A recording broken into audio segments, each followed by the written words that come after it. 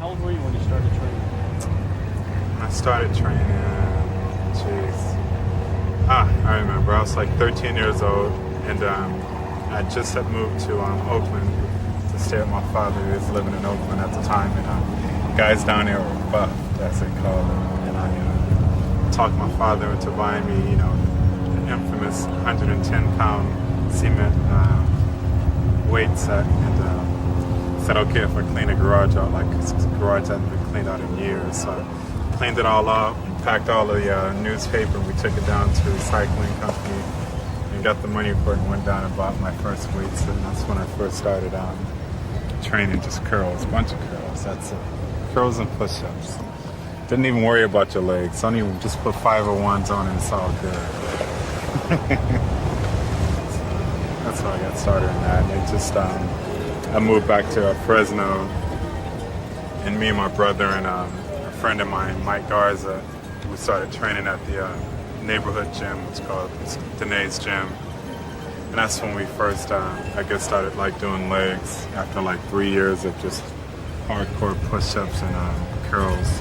I think that's probably where my arms come from, just curling on them. We didn't even care about legs or calves. We didn't know nothing about them. Just put 501s. They were so famous back then. 501s and a Britannia, shirt. Your arms hanging out. That's about it. Wasn't thinking about competing or anything like that. And a few years later, when I was like 16, the gym owner and another friend, his name is Kevin, I can't think of his last name, had asked me, was I thinking about competing? I said no, I wasn't really thinking about it. And I went to another gym, which was called, can't even think of the name of that gym either, but a guy named Joe, I think his name is Joe Jennings, had talked me into doing a contest and said, hey man, you got great genetics and this, that, and the other. And I'm like, genetics, what is that? I thought I had to do something with my racial background. And I'm like, yeah, right, whatever. And he goes, well, if you ever think about competing, and stop running around BS, and I won't say what he really said, look him up. And I just continued working out, and I met a hero of Fresno. His name is Jeff Lawson. He was like the big time bodybuilder. He's the biggest name in Fresno at the time, and started training with him, entered a couple of shows, and I got my butt kicked. Like I think I probably said before, I went on stage in my underwear because I didn't know there was such thing as posing trunks. I just thought they were colored reef, and they just had some shiny ones that I didn't have. So I went up there in my little Speedos, and I got like 6th place, and it was like 7 guys. So I got my butt kicked, but it was fun. It was all fun. I just continued, and my big break was in when did I win out there, California? 89. My big break was in 89, and I won a California championship, not knowing nothing. Back up a minute. When did you get the name Flex? Flex, that name came, I was seeing a young lady, her name was Levita Stone, and her family started calling me Flex because, like I said, I'd always been training, and I was walking around like I was all big and everything, and they go, "Oh, you're a flex, man. You just walk around flexing all the time." And the name just kind of stuck. I didn't really like it at the time, and one of the promoters found out that my nickname was Flex, and he called me that as I walked out on stage. Said, "Next Flex Wheel," and the crowd just went crazy.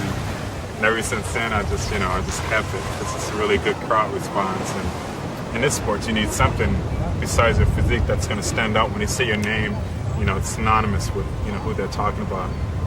Can't forget a word like Flex. Some guy walking around. Can you believe it? Guy's grown man walking around calling himself Flex. What is that? So anyway, it snowballed, and I started doing a little bit better. I went after winning the California, did the nationals, got blasted, got 5th place, man. Setback, hurt my feelings. I cried. Stayed in my hotel the whole room. Next year, I think I set out 90 and just trained. No, actually, no, I didn't. I did the junior nationals, got blasted again. Well, to me, if you don't win, me, not.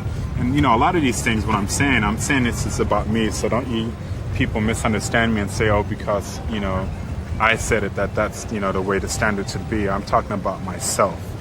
So me, I say I got blasted because I took 2nd at the junior nationals, and I was expecting to win. And I went and took second to this Rothworth guy who was like carved out of stone. Once again, went to my hotel room crying. And in 91, lost another show to Mike Matarazzo. This time I didn't even make it back to my hotel room. I was crying outside the auditorium on the stairs, boo-hoo-hooing. And 92 was my next big break where I won the USA, and that set off everything for 93. My four pro victories and 3 perfect scores, and then at the end of the year placing second in Olympia. So man, I thought everything was just like, wow, this is easy. 94, the infamous car accident. And 95, I really got taught a lesson, because like the 4 shows that I won in 93 was really quite easy. I guess because I was so focused and I trained so hard. It wasn't easy, but when you train really hard and you're really well prepared, things will come, easy for you. So 95, I wasn't prepared as well as I should have been. And it was very difficult. I got called out a number of times.